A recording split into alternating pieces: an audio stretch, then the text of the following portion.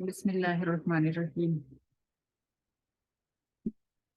قربانی حضرت ابراہیم علیہ السلام اور حضور اکرم صلی اللہ علیہ وسلم کی سنت ہے۔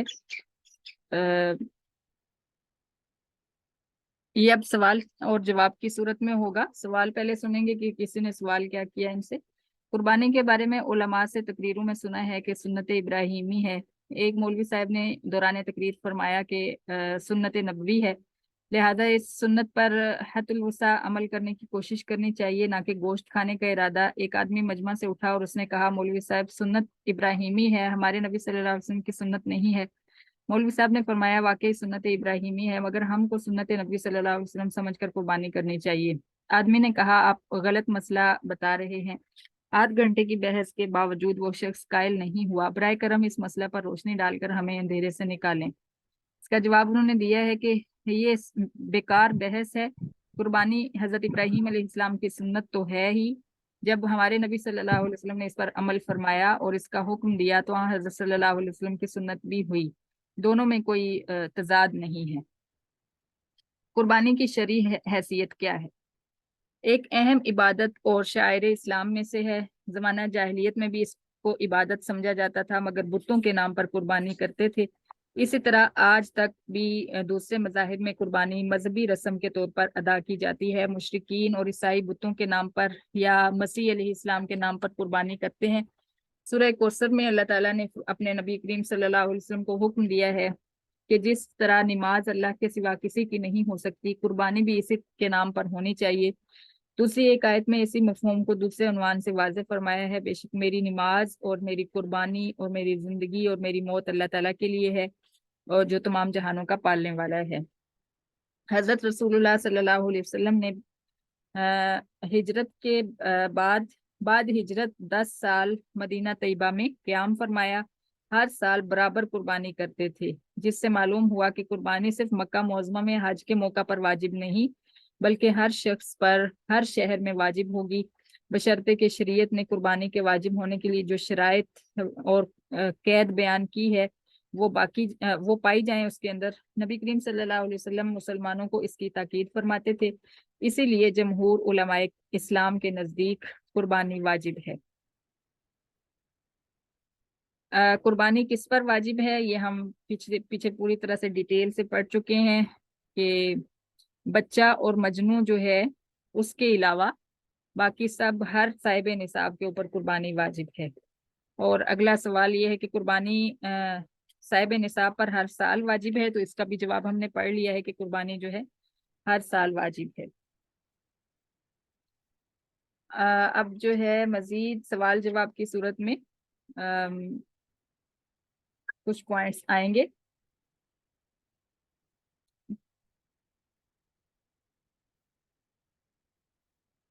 والد محترم اچھے عہدے پر فائز ہیں، یہ ایک سوال ہے، آپ نے بھی اس کو دیکھنا ہے کہ اگر آپ کے اندر پایا جاتا ہے یہ تو پھر اس کا جواب بھی سن لیجیے گا۔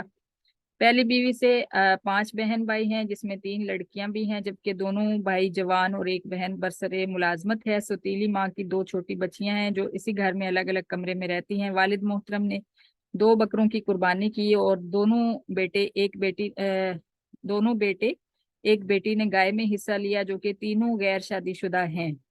اپنی کمائی سے انہوں نے گائے میں حصہ لیا تھا، جبکہ دونوں نوجوان بھائی کما رہے ہیں اور والد بھی اچھی خاصی انکم لا رہے ہیں۔ پوچھنا یہ ہے کہ کیا یہ سب کچھ ہونے کے باوجود غیر شادی شدہ لڑکی کا قربانی کرنا جائز ہے؟ باپ بیٹے اور بیٹی سب نے مل کر 5 قربانیاں کی ہیں، کیا ایک گھر میں 5 قربانیاں کرنا جائز ہے؟ یہ دیکھیے، کوئی اگر کسی کو سمجھ ہو تو یہ اتنی بڑی بات نہیں ہے، لیکن ہمارے معاشرے کے یہ کمالات ہیں کہ کیسی کیسی حدود رکھی ہوئی ہیں۔ تو اس کا جواب انہوں نے دیا کہ اگر باپ بیٹے اور بیٹیاں سب برسر روزگار اور صاحب نصاب ہیں تو ہر ایک کے ذمہ الگ الگ قربانی واجب ہے۔ اس لیے گھر میں اگر 5 قربانیاں ہوئیں تو ٹھیک ہوا، کیونکہ ہر عاقل بالغ مرد عورت پر مالک نصاب ہونے کی صورت میں قربانی واجب ہے، چاہے وہ شادی شدہ ہو یا غیر شادی شدہ ہو۔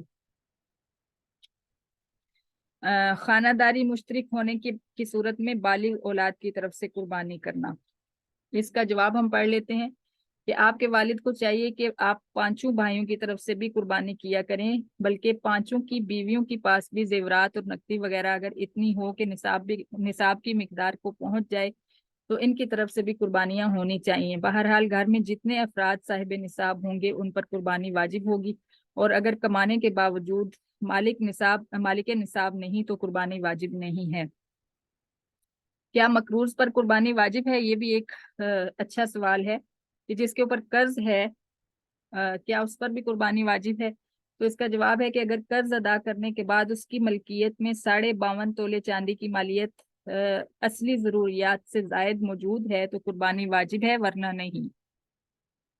ٹھیک ہے، اور قربانی کے بدلے میں صدقہ خیرات کرنا یہ ہم نے پیچھے پڑھ لیا ہے۔ پھر ایک بار پڑھتے ہیں کہ اگر قربانی کے دن گزر گئے، ناواقفیت یا غفلت یا کسی عذر کی سے قربانی نہ کر سکا، جیسا کہ ہو سکتا ہے ہم میں سے کئی لوگ ایسے ہوں جن کو پہلے ان مسائل کا نہیں پتا تھا اور وہ صاحب نصاب تھے، انہوں نے قربانیاں نہیں کی، تو اب وہ کیا کریں؟ اس کے لیے یہ ہے کہ اگر قربانی کے دن گزر گئے، ناواقفیت یا غفلت یا کسی عذر سے قربانی نہیں کر سکا، تو قربانی کی قیمت فقراء اور مساکین پر صدقہ کرنا واجب ہے، لیکن قربانی کے 3 دنوں میں جانور کی قیمت صدقہ کر دینے سے یہ واجب ادا نہ ہوگا، ہمیشہ گناہگار رہے گا، کیونکہ قربانی ایک مستقل عبادت ہے، جیسے نماز پڑھنے سے روزہ اور روزہ رکھنے سے نماز ادا نہیں ہوتی، زکوٰۃ ادا کرنے سے حج ادا نہیں ہوتا، اور ایسے ہی صدقہ خیرات کرنے سے قربانی ادا نہیں ہوتی۔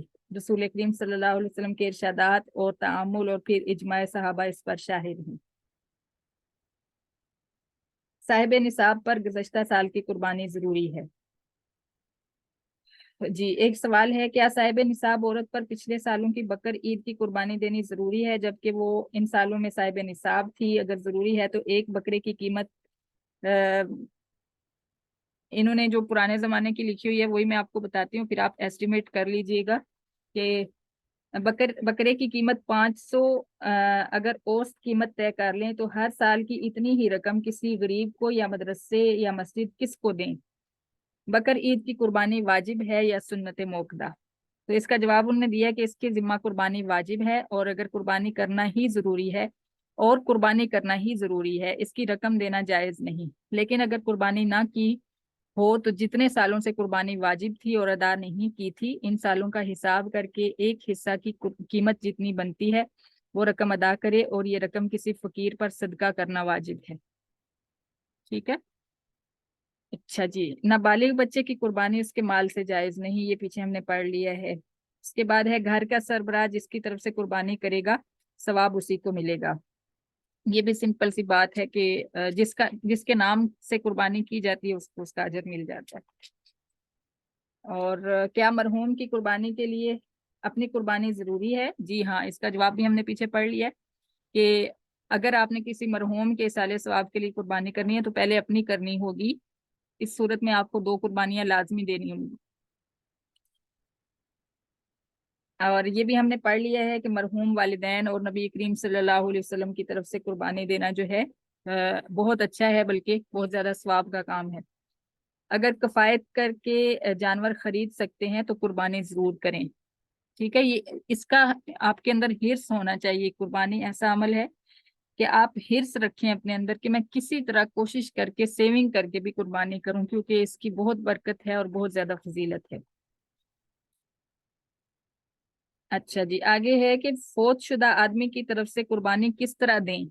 کوئی آدمی فوت ہو جاتا ہے، فوتگی کے بعد اس کے ورثاء اس کے لیے قربانی دینا چاہتے ہیں، قربانی کرنے کا کیا طریقہ ہوگا؟ گوشت کی تقسیم کا طریقہ اور قربانی کی حد کیا ہے؟ اس کا جواب یہ ہے کہ وفات یافتہ حضرات کی طرف سے جتنی قربانیاں جی چاہے کر سکتے ہیں، گوشت کی تقسیم کا کوئی الگ طریقہ نہیں، بس فوت شدہ آدمی کی طرف سے قربانی کی نیت کر لینا کافی ہے، یعنی اس کی طرف سے جو آپ نے قربانی کی ہے اس کا گوشت آپ خود بھی کھا سکتے ہیں اور بانٹ بھی سکتے ہیں۔ اگلا پوائنٹ ہے، اگر کوئی شخص زکوٰۃ تو ادا نہیں کرتا لیکن قربانی کرتا ہے تو اس کی قربانی قبول ہوگی یا نہیں ہوگی؟ اس کا جواب یہ ہے کہ اگر خلوص سے قربانی کرے تو قربانی کا ثواب ہوگا اور زکوٰۃ نہ دینے کا وبال الگ ہوگا، اور اگر محض گوشت کھانے یا لوگوں کے طعنہ سے بچنے کے لیے قربانی کرتا ہے تو ظاہر ہے کہ ثواب بھی نہیں ہوگا، بلکہ مخلوق یا دکھلاوے کے لیے عمل کرنے کی وجہ سے मजीद अजाब होगा। ये ऐसे ही है जैसे कुछ लोग कहते हैं कि अगर तरावी नहीं पड़ी तो रोजा रखना जरूरी है, या रोजा रख सकते हैं या नहीं रख सकते। तो रोजा एक अलग इबादत है, तरावी अलग इबादत है। इसी तरह कुर्बानी अलग इबादत है और ज़कात अलग इबादत है। ये अगला पॉइंट ये है कि कुर्बानी की बजाय पैसे खैरात करना, ये हमने पीछे पढ़ लिया है कि कुर्बानी की बजाय खैरात करना जो है वो जायज नहीं है।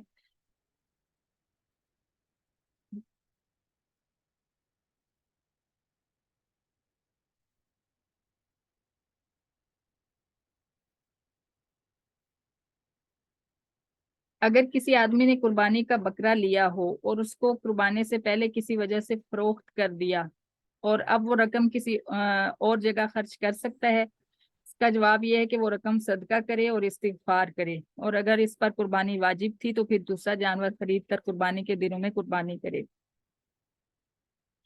अच्छा जी, एक गलत फहमी जो है वो मशहूर है इस बारे में बात की, कुर्बानी के मसाइल के बारे में तफसील से आगाह करें कि इंसान पर कितनी कुर्बानियां वाजिब हैं, क्योंकि मैंने ये सुना है बल्कि अमल करते देखा है कि जब कोई आदमी कुर्बानी देता है तो फिर इस पर लगातार 7 साल तक कुर्बानियां करना वाजिब हो जाता है, और वो 7 कुर्बानियों के बाद बरी जिम्मा है। क्या ये हद दुरुस्त है? जो शख्स जवाब ये है कि जो शख्स साहिब निसाब हो उस पर कुर्बानी वाजिब है, और जो साहिब निसाब ना हो उस पर वाजिब नहीं। 7 साल तक कुर्बानी वाजिब होने की बात बिल्कुल गलत है। अगर इस साल साहिब निसाब हो तो कुर्बानी वाजिब है, और इसे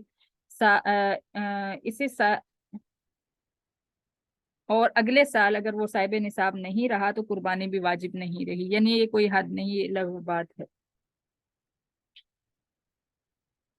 चलें, यहाँ तक कि आज काफी है, इंशाल्लाह बाकी फिर नेक्स्ट वीक में पढ़ेंगे।